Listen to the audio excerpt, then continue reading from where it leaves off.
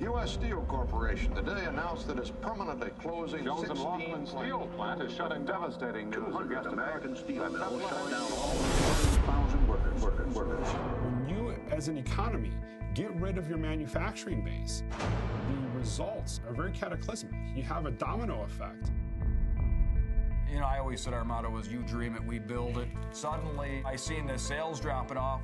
Mark called me up, he said, Dad, we lost a job. He said somebody outbid us.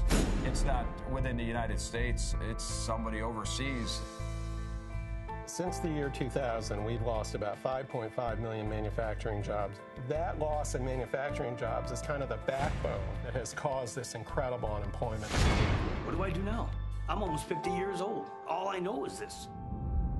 What the country's realizing now is that making things is important. One of the things that's always been great about America is Americans. It gets back to it just being good business to invest in your community. We understand why businesses offshore their production. We also fundamentally believe that making things is critically important to the long-term health of this country.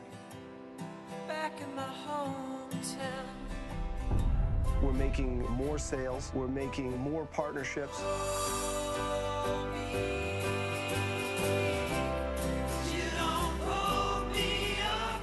Knowing that we put shoes on a lot of people, it's something to be proud of.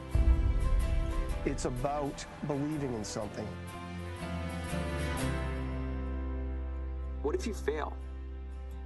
That's not an option. Time for Made in America. And what if you could become one of the human engines creating jobs here at home?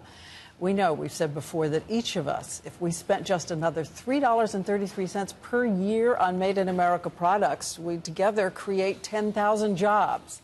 So our Made in America team scoured the country and found one store in Elma, New York, showing us how it's done. ABC's Sharon Alfonsi explains. This time, our journey took us to one of the great American vacation spots. Niagara Falls, a place to get soaked and pick up a few souvenirs. Where do you think these were made? What does it say? In Mexico. Oh my gosh. She came all the way from Texas to New York to buy a shirt from Mexico. And that's not all. I Love New York shirt, made in India. Made in China. American hat, American flag, made in China. China, made in Honduras. Statue of Liberty, made in China. But now, busloads of those tourists are making a patriotic pilgrimage to the tiny town of Elma, about 40 miles away. Their destination, the Made in America store. Hey, I'm Sharon. Nice to meet you, Sharon. How are you? Nice to meet you. Shop owner Mark Andel opened the store a year ago with just 50 products. Today, he has more than 3,000 items. Paper towels from Arizona, flip-flops from Georgia, cleaning supplies from Illinois, even dog food from Minnesota. And all that patriotism is turning a profit. In just a year, sales here have doubled. Why the sudden surge of tourists? A lot of them say, you know, have you seen the World News series? Once you guys did that, it just helps our store. I believe it's helping the country. Andal spends about 25 hours on each item, making sure every component of every item is 100% made in America. Not just the T-shirt. What about the hangers? But the display. And if it's not... I cut it up, actually. What do you mean you cut it up? I cut it up with a torch, and I burned it up. And that commitment has created 40 jobs in his store and hundreds of others at factories across the country. It's the only place to shop. That's what it should be in every community in America. This is groundbreaking stuff here. I mean, people travel 600 miles, 800 miles. Again, thank you very much, and we'll see you next run. And then, without any prompting, a song. I think it struck a nerve. People lost hope in the system. Stand beside her and guide her. Consumers have a lot of power in the country. They can change the country. This is so simple. My home, sweet home. How great is that? What a moment that was. Completely unprompted, they just started singing. And Mark is hoping to create a franchise of these stores. He wants one in every single state. He imagined it being like Walmart, but without the foreign goods. I love the variety of goods he has there, too. And we've heard from hundreds of you, as Sharon knows, with your own Made in America suggestions. And we've been adding them to our new Made in America map. Head to abcnews.com/worldnews to find American-made products near you. You've probably heard politicians promising to bring jobs back to America. Have you ever wondered how or where those jobs went in the first place? I know I have. So I started digging, and I learned where all those jobs went. But I also learned something better, a foolproof way to get those jobs back. And later, I'm going to explain how. It all started about 30 years ago. Companies realized that by making stuff in places where they could pay people less, they'd save lots of money. They call it outsourcing, which is a fancy word for you're fired. So little by little, jobs began going overseas. But they didn't go alone. Each job that went took more jobs with it. Because when a factory closes, it's not just the factory workers who lose their jobs.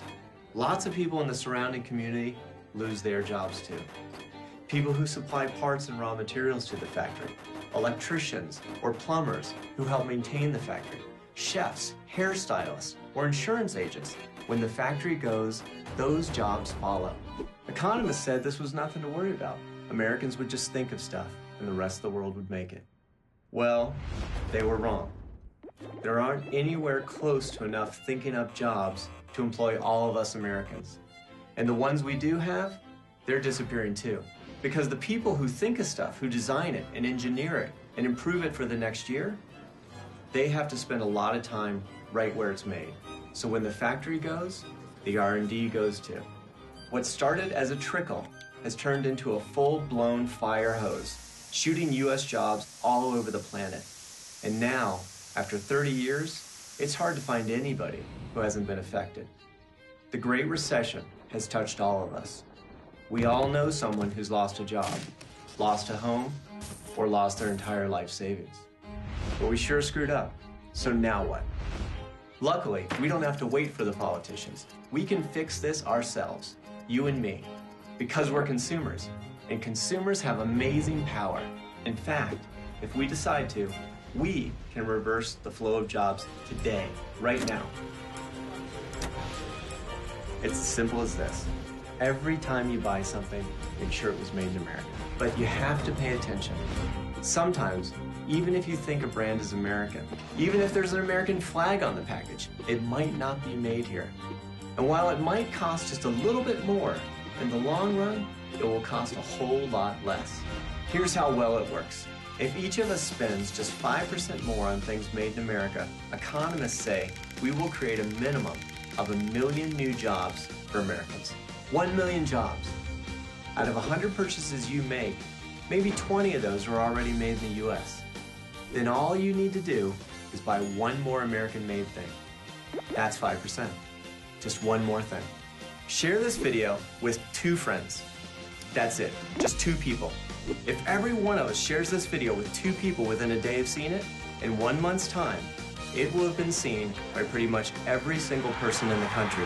I know that each of us will figure out a way to buy just 5% more US-made products. We Americans have a long history of making things happen. Thanks for watching. Please take the pledge and share this video with 2 people.